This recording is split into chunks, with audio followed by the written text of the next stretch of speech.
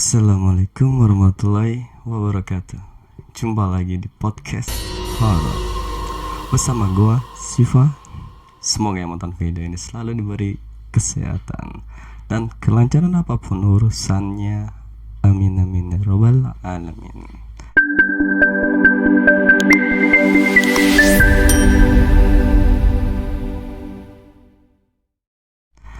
Di podcast ini gue akan menceritakan tentang pengalamannya di teror sama hantu.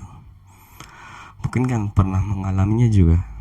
Di cerita kali ini dari seseorang narasumber yang tak mau disebut tempat dimana detail lokasi dan namanya. Dia mengaku beberapa kali mengalami gangguan yang selalu diganggu atau ditampakin hantu perempuan berbaju putih, rambut panjang. Siapa lagi kalau bukan si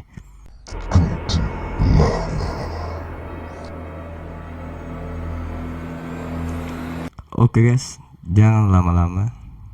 Mari kita dengarkan ceritanya. Awas di sampingmu. Mula cerita ini berawal dapat gangguannya itu di rumahnya. Kita sebut saja namanya Ikhwan.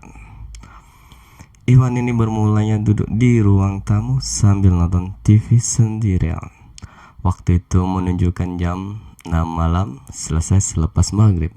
Tepat di sebelah kiri Ikhwan ini ada jendela. Dari posisi Ikhwan menonton televisi, Ikhwan melihat dengan ekor matanya dan sambil melirik ke jendela tersebut.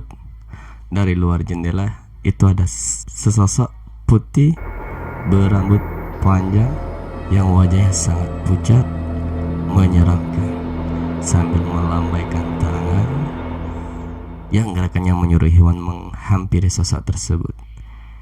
Ikhwan ini langsung terdiam, merinding dengan jantung berdetak kencang. Beberapa detik langsung lari menuju kamarnya, meluk guling, muka ditutup, badan gemeteran. Setelah kejadian gangguan ini, Ikhwan sempat sakit panas 2 hari. Anyway, kata si Ikhwan dari dulu tidak pernah mengalami yang menyangkut kejadian horor. Oh iya, Ikhwan ini di rumahnya tinggal bersama ayah, ibu, dan neneknya. Ikhwan ini masih berumur 15 tahun. Ikhwan ini anak tunggal juga. Singkat cerita, beberapa hari kemudian waktu sekitar jam 8 malam, neneknya Ikhwan ini keluar ke depan rumah atau di teras rumah. Di saat itu yang di rumah hanya Ikhwan dan neneknya saja. Ayah dan ibunya masih belum pulang karena menghadiri acara pernikahan teman ayahnya. Kejadian waktu nenek di depan tuh, neneknya melihat sesosok putih berambut panjang di samping rumahnya berjalan menuju ke belakang rumah. Tetapi sosok ini dikira sama neneknya maling. Teriak tuh nenek manggil cucunya, Ikhwan, Ikhwan. Ikhwan pun lari menghampiri neneknya keluar rumah dan berkata, "Ada apa, Nek?" Ada apa, malingnya pakai baju putih berjalan menuju ke belakang rumah. Samperin sana, Ikhwan. Dan di mana belakang rumah adalah kebun pisang yang rimbun. Ikhwan berpikir ada dua kemungkinan. Satu, jika itu beneran maling, oke, gua lihat sambil bawa kayu balok untuk jaga-jaga. 2, jika itu adalah sesosok yang pernah Ikhwan lihat adalah sesosok putih berambut panjang adalah kuntilanak, mampus dah. Akhirnya Ikhwan menyuruh nenek masuk ke dalam rumah. Ikhwan pun mengunci pintu depan, menutup jendela-jendela rumah dan menenangkan neneknya. Dan Ikhwan pun gak berani mengecek ke belakang karena sudah firasat bahwa itu bukan manusia. teror selanjutnya, Ikhwan berada di kamarnya waktu itu sekitar jam 10 malam. Ikhwan bermain game di handphonenya sendirian sambil tiduran.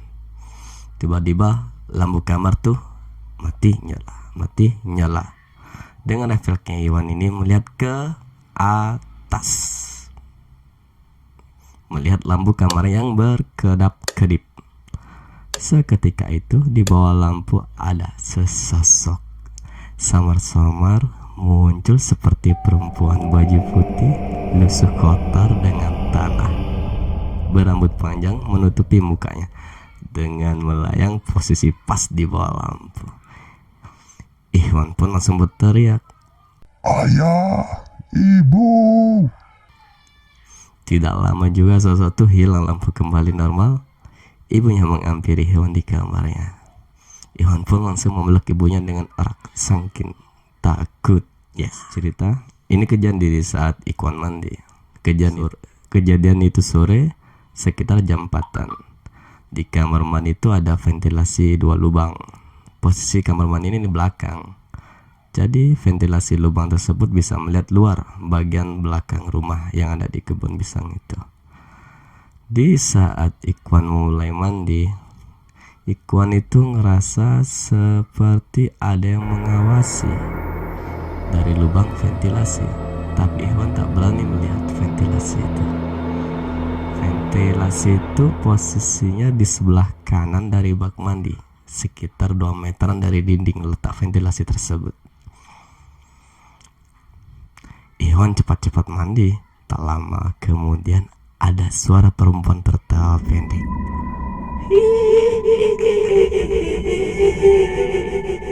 Ikhwan pun diam sejenak.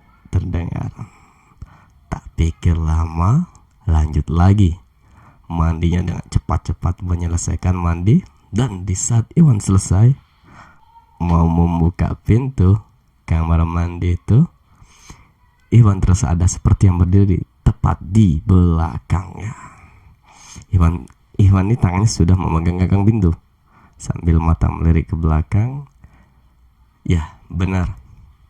Ada sesosok putih berdiri tepat di belakang Ikhwan. Ikhwan pun lari dengan takutnya.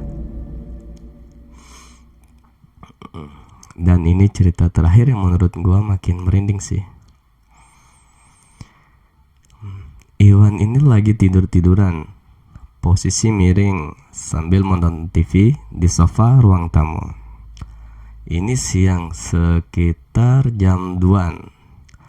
Sofa yang ditiduri Ikhwan ini panjang, jadi masih ada selah orang duduk di samping kepalanya. Entah kapan lewatnya dari mana, tiba-tiba ada yang duduk di samping kepalanya. Dengan refleksnya Ikhwan melirik ke atas. Ikhwan kan posisinya tidur miring.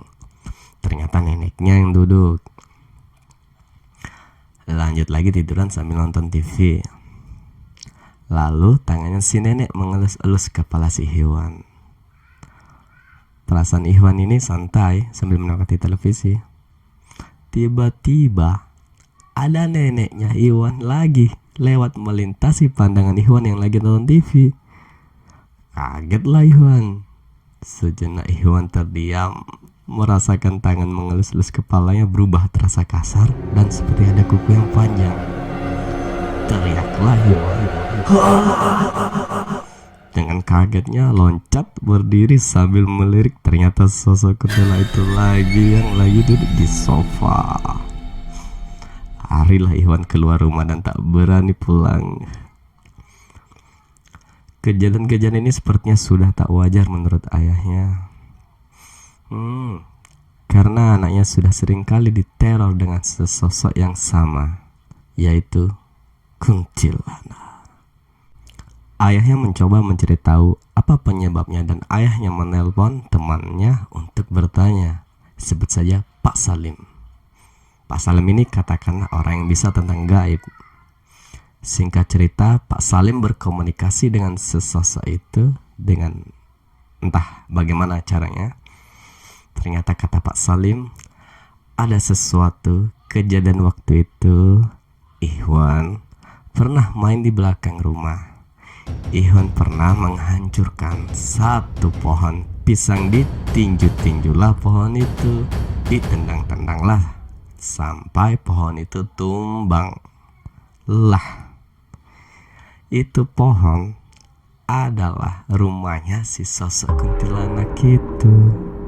Ngeri juga ya guys, bila tak sengaja merusak pohon ternyata itu ada penunggunya. Serem. Lebih baik melestarikan daripada merusaknya.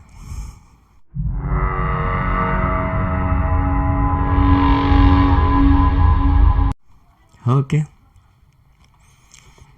Sebelum berpisah, gua mengucapkan terima kasih banyak apabila kalian punya cerita-cerita horor yang membuat para penonton merinding, dan kisah-kisah kalian gua ceritakan lewat channel YouTube gua. Kirim saja di email di bawah ini. Kalian lihat saja alamat email yang sudah tertera di kolom deskripsi. Bagi yang belum subscribe, ayo dong subscribe biar gue semakin semangat bikin kontennya, dan biar kalian tidak ketinggalan juga dengan cerita-cerita selanjutnya. Mohon maaf bila ada kata-kata yang salah. Gue Siva pamit undur diri. Sampai jumpa di video selanjutnya.